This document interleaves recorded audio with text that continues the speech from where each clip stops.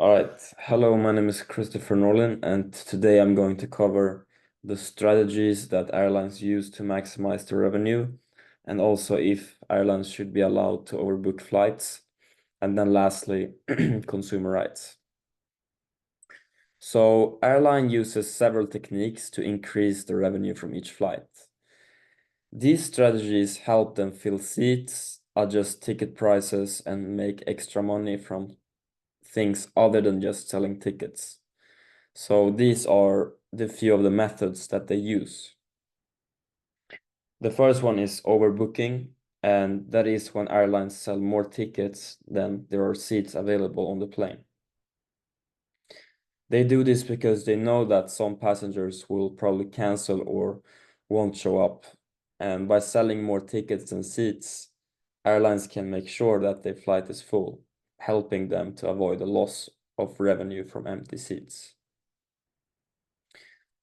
Flying with empty seats costs airlines money because of the cost of operating the flight stays the same, whether all the seats are filled or not. To avoid this, airlines use data and past experiences to figure out how many people will likely not show up, and then they sell the extra tickets based on those estimates. While this helps airlines financially, it can cause problems when more passengers show up than expected. In these cases, some passengers are bumped from the flight, and airlines typically offer compensation in the form of cash, vouchers, or rebooking on a later flight for those that are bumped.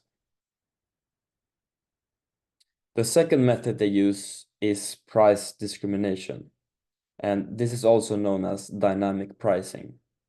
And this basically means that airlines charge different prices for the same seat based on factors like how early or late you booked, and also how high the demand for the flight is and how flexible you need your ticket to be. For example, people who book early usually pay less, while last-minute bookings tend to cost more.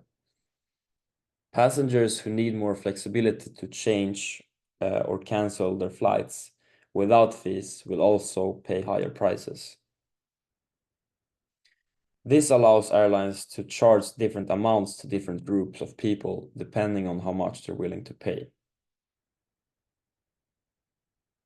On top of ticket prices, airlines make extra money through ancillary fees. And these are charges for things like checked baggage, seat selection, and in-flight meals. This strategy allows airplanes and airlines to earn more from each passenger, even if the base ticket price is low. The third method is managing prices and seat availability, meaning that they use advanced tools to adjust ticket prices and control how many seats are sold at different prices. This is also called yield management, and airlines can change prices in real time based on how many seats are left and how many people are booking, making sure that they are maximizing revenue without leaving too many seats unsold.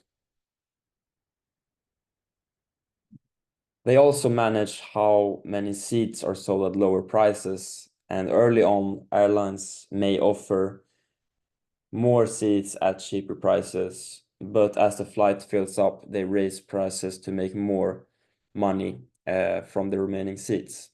And this balance helps airlines to get the most out of each flight.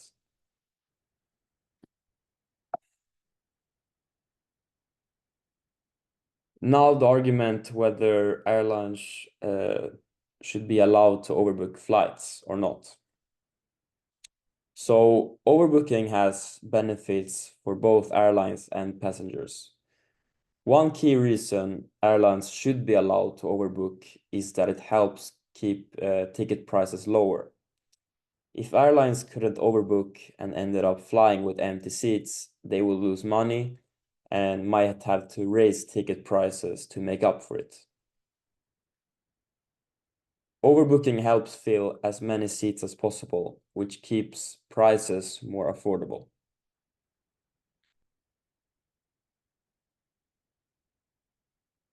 Another reason overbooking can be good is that most of the time it doesn't cause major issues. Only a small percentage of passengers get bumped compared to the millions who fly each year. And airlines are required to offer compensation such as vouchers or refunds for passengers who are bumped, which helps manage the inconvenience. Finally, airline uses data to make sure that the chances of bumping passengers are kept low, and they rely on past data to predict how many people won't show up and adjust overbooking levels to avoid problems.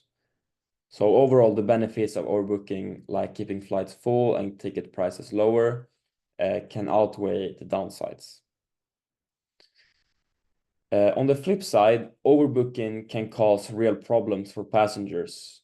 If you do get bumped from a flight, it can mess up your travel plans, cause delays, and even make you miss important events.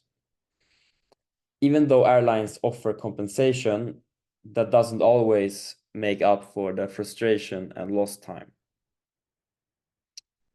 From a fairness standpoint, selling more tickets than there are seats seem problematic.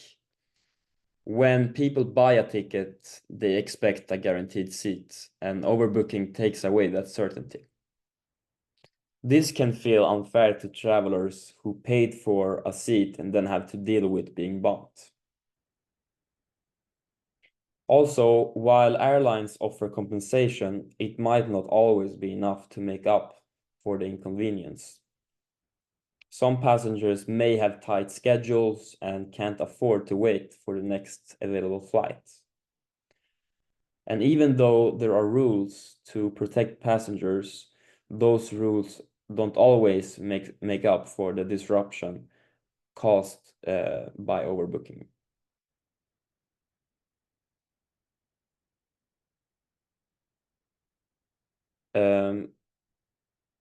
Considering the pros and cons of overbooking, it's important to think about what rights passengers should have. First, airlines should be transparent about their overbooking policies, and passengers should know upfront that there's a small chance that they could be bumped from their flight.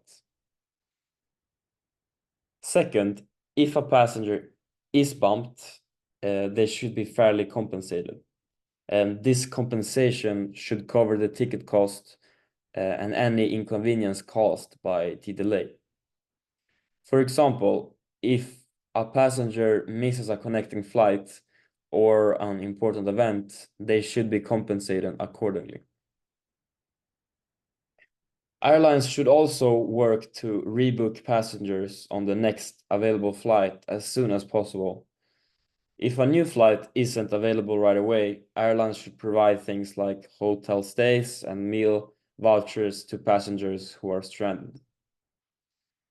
Finally, passengers should have the option to choose their form of compensation, and some may prefer travel vouchers, while others might want cash.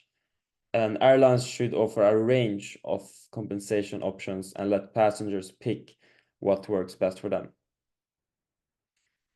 That was everything for me. I hope you enjoyed my presentation, and thank you.